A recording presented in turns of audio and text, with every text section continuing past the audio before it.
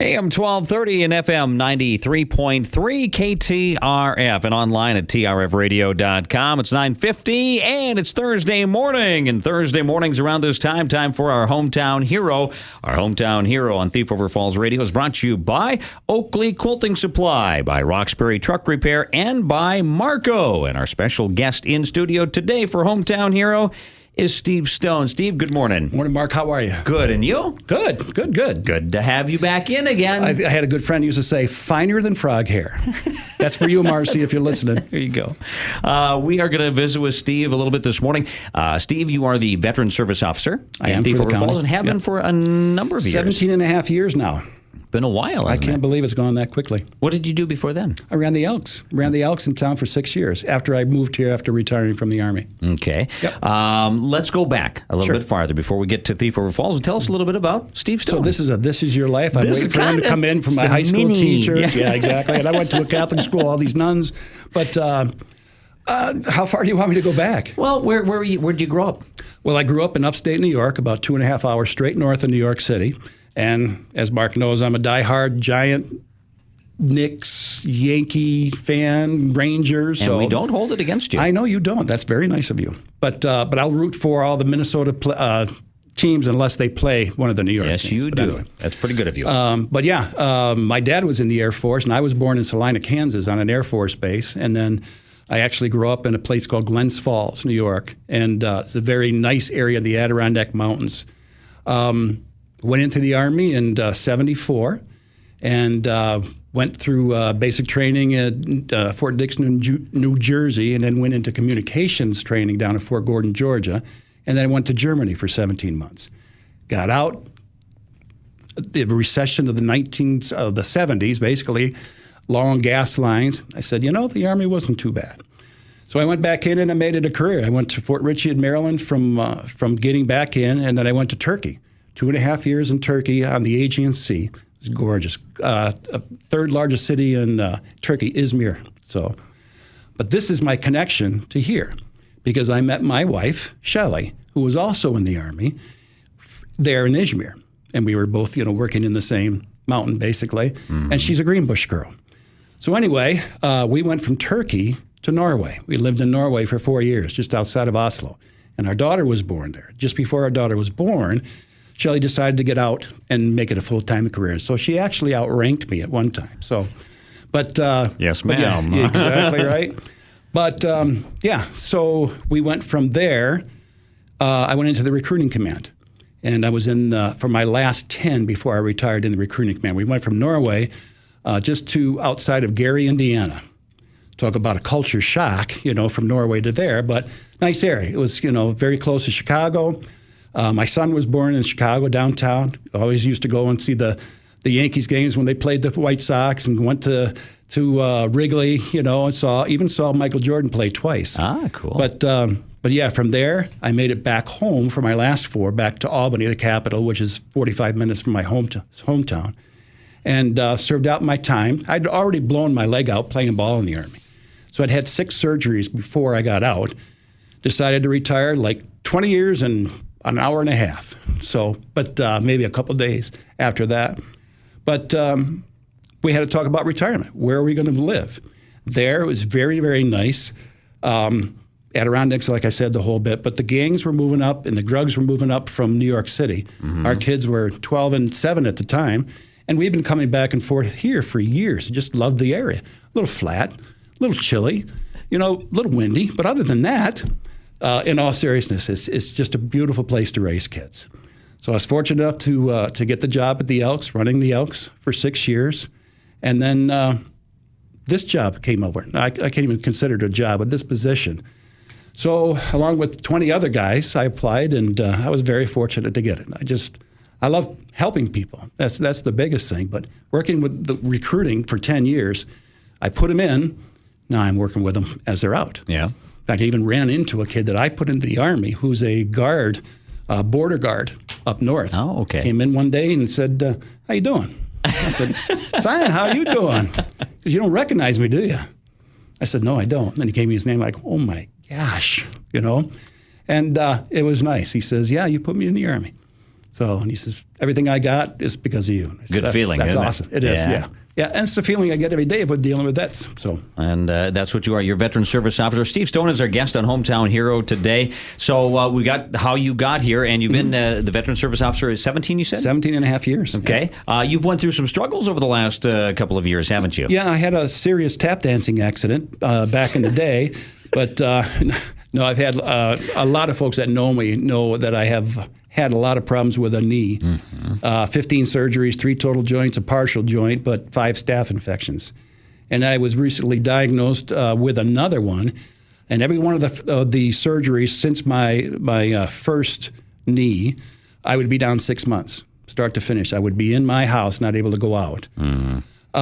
This last one that they talked about doing was going to put me down for a year. And it was at that point that we decided at Mayo, I don't want to play anymore. I said, I'm taking my leg and I'm going home. So let's take it off. So on the 5th of April, I had it taken off. And on the 20th of June, I've got my new prosthesis, this computerized, lithium battery controlled. I mean, just the bionic man. Yeah. So it feels awesome. Where did you have your leg amputated? Below the knee, above the knee? Above. Right above the knee then. Yeah. Okay, down at Mayo. Yep. And the doctor that I had, longtime doctor, ortho, and he's a wizard. I mean, he just really was awesome. And then I dealt with the chief of infectious diseases all those years, and it's going to be kind of sad that I don't have to go see them anymore, but it's almost like an every year thing. But I'm thankful. So now you are back at work. I am. And feeling better every day? Oh, yes. It's the first time in 6 years where I haven't had any pain. And That's that awesome. in and of itself is great. All right. That is great. We're going to talk more with Steve in just a moment. Our Hometown Hero brought to you by Oakley Quilting Supply, where they want to remind you they have some great deals at Oakley Quilting Supply. They carry many quilting lines that include Henry Glass, Quilting Treasures, and many more. And they're adding new fabric all the time, too. Stop on Main Street in Oakley and see all they have to offer. Oakley Quilting Supply for all your quilting needs are open Monday through Friday, 8 to 5, and Saturday, 9 to noon. Roxbury Truck Repair, Truck Shop, and Truck and Trailer Maintenance and Repair at Roxbury Truck Repair. And Marco Communication Tools, copies, IT services, and maintenance. Check them out at marconet.com. Steve Stone, our guest today. So, Steve, veteran service officer, you deal with the veterans, right? And and their families. And the families. Example of a couple of things that you help veterans with. Oh, we run the gamut from getting into the VA healthcare system, getting them enrolled. If something happened to them in the service, we can help them do a claim to the VA so they can be compensated, not only medically, but, financially, a monthly check. We help out widows. We renew prescriptions on the phone. We set up appointments. I mean, we run the gamut. It is really something. Now, some days I'm a lawyer. Some days I'm a pharmacist. Some days I'm a social worker. But all of it is it equals a fantastic career. Do you know how many veterans roughly you have? Just less than 1,000 in Pennington County. Wow. Every county in Minnesota has at least one county veteran service officer, and they have to be veterans themselves. And being here, I'm one of the senior guys not only in the Northwest, but also in the state. I think I'm number 7 out of 130, so kind of grizzled. But I'm just so pleased to see the new breed of service officers. You got Brett Brandon in Marshall County. You've got Marty Howes in Roseau. You got John Nelson in Monoman.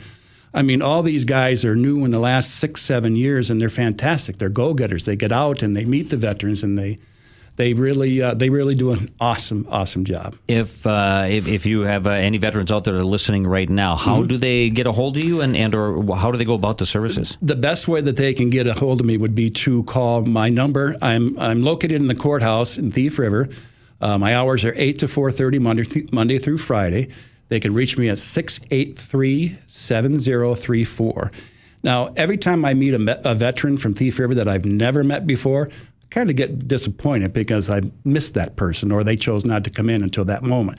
So if you are hearing us talk and you want to know about veteran services, because everybody has earned something through their service, come see me, make an appointment. Or if you're outside of our area, call Brett or Marty or John or any of the guys. We're in the phone book underneath the county.